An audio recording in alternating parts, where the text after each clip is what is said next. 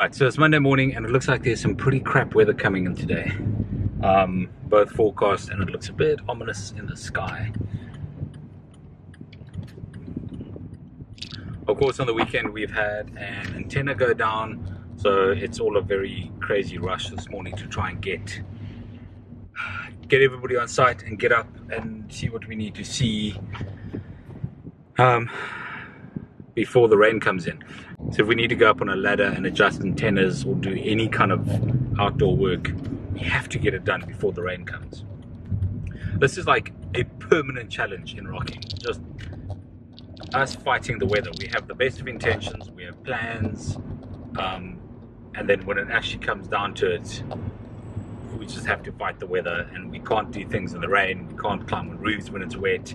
So even when it's been raining and it stops, often it's a day or two before we can really go up on the roof because the roof is still wet. So this morning is a bit of a chance. It doesn't look good, I'll be honest. It looks like the rain has already started coming in at the area where we need to be working. So let's go have a look. But first, coffee. It's not looking good. You know, it's like you drive into where you need to be and your windscreen gets those like fine little droplets on it. You know you're too late. About to leave, already packing. Come with me, I'm not really asking. We'll get away to a place where we don't know. About to see the world in action. What we can be. So the ladder's arrived, and I suppose, Nick, I'm worried about the rain, bro. So let's see if we can get this ladder up there before it starts raining. You got a padlock key, you don't, eh? Take my hand, we'll make it somehow. We can't miss out. You might remember this little installation where we hung an antenna on a tree from one of my previous videos. Anyways, the antenna seems to be struggling a little bit. So we just want to get up there and check the alignment, check that nothing's moved. I doubt the tree's grown fast enough in the last 6 months to be the cause of the problem. But we want to see what's going on.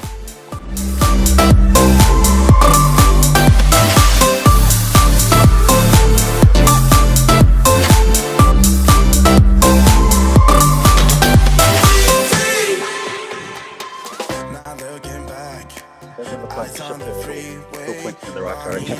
If you look at that pole, does it look like it's leaning backwards?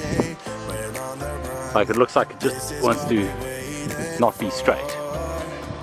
Now the antenna is pointing up. Too far up. You think we can straighten it with the guys? Yeah, I'll bring the shift. Get the job done. If the rain is pouring, I get the job if done. I'm drunk and falling, I get the job done. early morning, Get the job done. we'll keep on touring, stage keeps calling. If the rain is pouring, I get the job if I'm done. drunk and falling, I get the job done. early morning, I get the job done. we'll keep on touring, stage keeps calling. So that's the hammer that Nick was hammering with. It's like a child's toy, really. And Andre chose it. Let me tell you right now, your exquisite kiss still burning. Didn't know I missed this passion in life. Now I'm addicted. So we managed to get the antenna realigned. We managed to change the frequency, change the power settings, and managed to get that link back up and running. Speed tests were varying between like 10 and 30. That's more of like an internet thing than a link thing. The link itself is running 150 megs up and down, which is precisely what we handled to the client, so everything was good.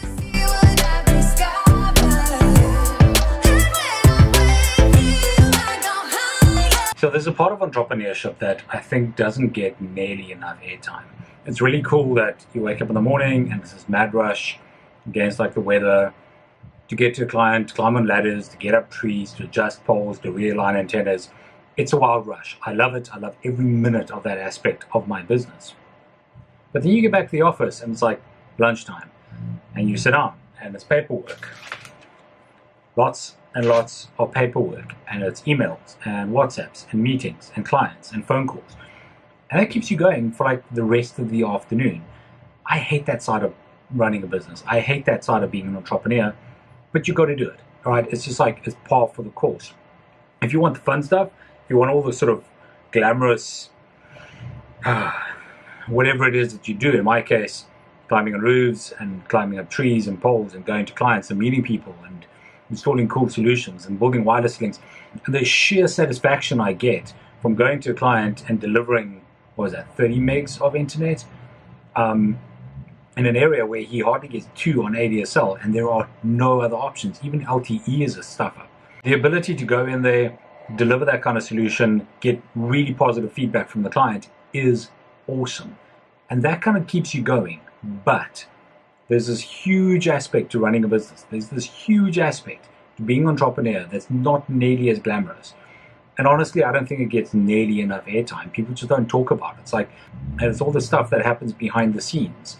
And I think often people are tempted to become an entrepreneur because all they see is the high life. They see the cool stuff, the awesome project that's been built. But what they don't see is, a decade's worth of slog in the background, a decade of installations that didn't go well, a decade of products that were built that didn't work, a decade of software solutions that were written and never sold and never really performed a function.